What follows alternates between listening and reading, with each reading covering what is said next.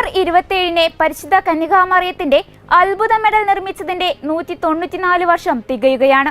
The miraculous medal അഥവാ medal of our lady of graces എന്നും അറിയപ്പെടുന്ന മെഡൽ രൂപകൽപ്പന ചെയ്തിരിക്കുന്നത് വിശുദ്ധ കാതറിനാണ്. പരിശുദ്ധ കന്യകാമറിയം കാതറിനെ പ്രത്യക്ഷപ്പെട്ടതിനെ തുടർന്നാണ് 1830 അവർ lady of the miraculous Medal നിർമ്മിച്ചത്. അത്ഭുത മെഡലിന്റെ ഒരു വശത്ത് മേരി ലോകത്തിന് മുകളിൽ പ്രത്യക്ഷപ്പെടുന്നതും സർപ്പത്തിന്റെ തല അവളുടെ പാദങ്ങൾ കൊണ്ട് തകർക്കുകയും ചെയ്യുന്ന ചിത്രമായാണ് കാതറിൻ മെഡൽ നിർമ്മിച്ചിരിക്കുന്നത്. സാത്താന്റെ മേൽ വിജയം വരിക്കാനുള്ള ശക്തി മാതാവിന്റെ കൃപയ്ക്കുണ്ടെന്ന് ഇത് സൂചിപ്പിക്കുന്നു.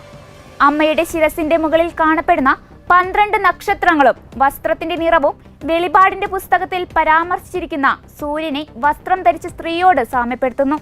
നീട്ടിയ കൈകളിൽ നിന്ന് വരുന്ന കിരണങ്ങൾ തന്നോട് ചോദിക്കുന്നവർക്ക് അവൾ ചൊരിയുന്ന കൃപകളുടെ അടയാളമാണ്.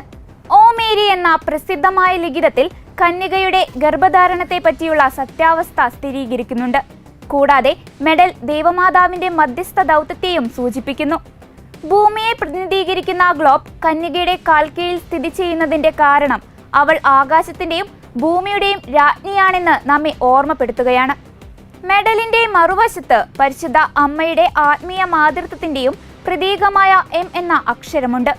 അതിനൊപ്പം തന്നെ കുരിശ് രേഖപ്പെടുത്തിയിരിക്കുന്നത് വീണ്ടെടുപ്പിന്റെ രഹസ്യമായിട്ടാണ്. കുരിശിനെ പിന്തുണയ്ക്കുന്ന ബാർ ഗ്രീക്ക് അക്ഷരമാലയായ യോട്ട അല്ലെങ്കിൽ I ആണ്. യേശു എന്ന പേരിന്റെ മോണോഗ്രാം. ഇതെല്ലാം ക്രൂശിക്കപ്പെട്ട ക്രിസ്തുവിന്റെ അമ്മയെ പ്രതീകപ്പെടുത്തുകയാണ്. ഇതിനോടൊപ്പമുള്ള 12 നക്ഷത്രങ്ങൾ ക്രിസ്തു അപ്പസ്തോലന്മാരിൽ സ്ഥാപിച്ച സഭയുടെ പ്രതീകമായി മാറുന്നു.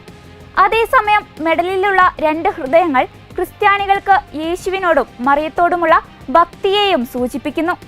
1854 ഓമേരി എന്ന സിദ്ധാന്തം പ്രഖ്യാപിക്കപ്പെടുന്നതിന് വളരെ മുമ്പ് തന്നെ, അതായത് 1830 നവംബർ 27 തനിക്ക് മാതാവ് പ്രത്യക്ഷപ്പെട്ടപ്പോൾ ഇതെല്ലാം തന്നോട് പറഞ്ഞതായി കാതറിൻ വെളിപ്പെടുത്തിയിരുന്നു.